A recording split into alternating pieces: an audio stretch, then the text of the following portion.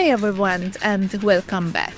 Last week, I shared a glimpse of my latest watercolor, a sprawling, colorful, and utterly surreal city. What I didn't fully explain is that this isn't just a painting of a fictional place, it's a blueprint. It's the full architectural plan for my own mind, designed to survive the digital chaos, the constant pressure, and the low grade anxiety of modern life. I realized the problem wasn't the world outside, it was the lack of infrastructure inside. We are letting the news cycle and social media scout on our most valuable mental real estate. My response was to build. I wasn't running away. I was strategically constructing a mental emergency kit. This is not a cliche talk about color psychology. This is emotional architecture, a practical strategy. Over the next 9 minutes, we are going to talk through this city together. We'll identify where you store your shame, where you banish your digital noise, and where you find the quietest courage to climb the long, frustrating stairs toward your best self. Let's begin the tour. This city didn't come to me overnight. It was built from fragments, from burnout, from silence, from those long scrolling nights where I mistook stimulation for meaning. I used to think self-care means escape, log off, unplug, retreat. But isolation without structure only breeds more chaos. I realized I didn't need to run away from the noise. I needed to design around it. So I started sketching. At first, it was just shape and colors. But over time, each brush stroke became a plan. Each layer from watercolor, a wall, a door, a boundary. I wasn't painting a city.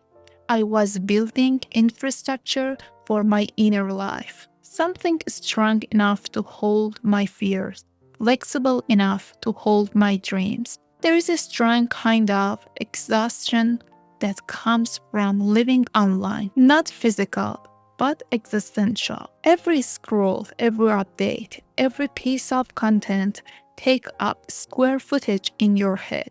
And most of us never stop to ask, who owns that land? Who designed the room in our mental house? That's when I understood my attention was being rented out to everyone but me. So I decided to become my own architect. Look at those striking orange towers in the painting. They are vivid, they are loud, and they seem almost defiant. In my mind, this is the failure filter room, deep dive, the myth of perfection in American culture. Failure is treated like a virus. We hide it, we sanitize it, we pretend our success were effortless.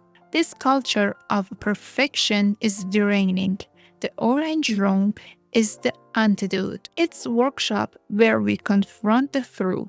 Your most valuable ideas are born in the rubble of your last mistake.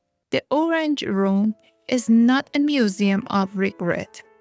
It's where I take those projects that flopped, the videos that didn't get viewed, the business idea that crashed, and I don't analyze them. I burn the shame, I strip the material, I salvage the data, and I use the emotional heat generated by the failure to power the next creation.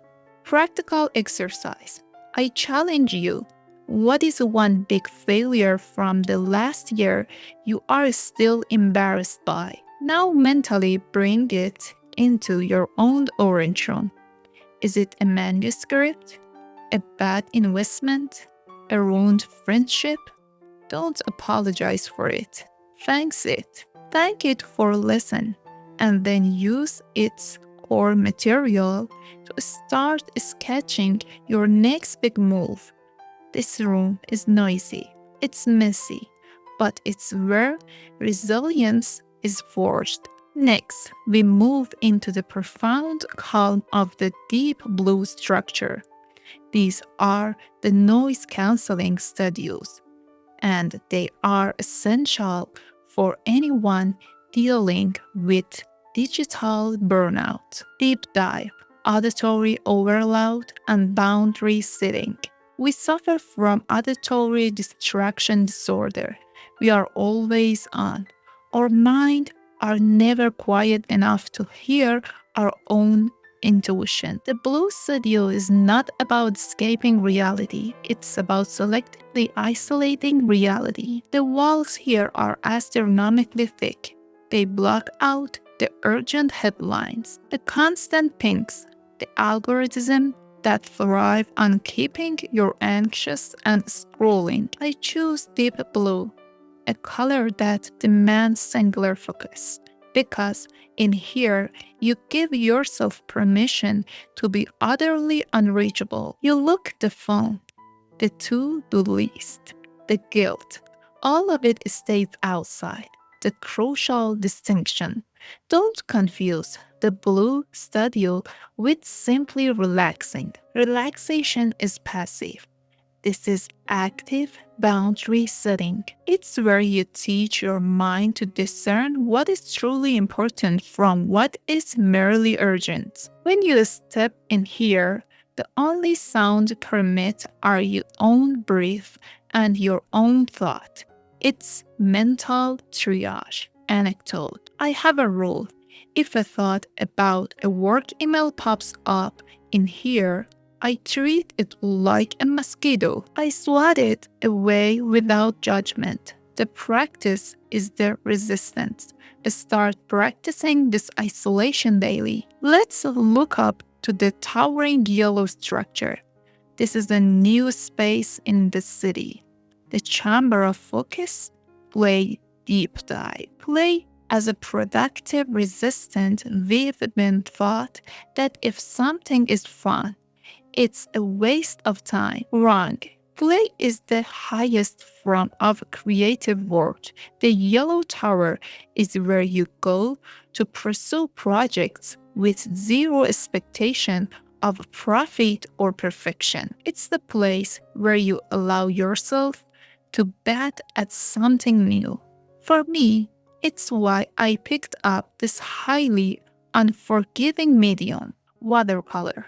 It forced me to surrender control.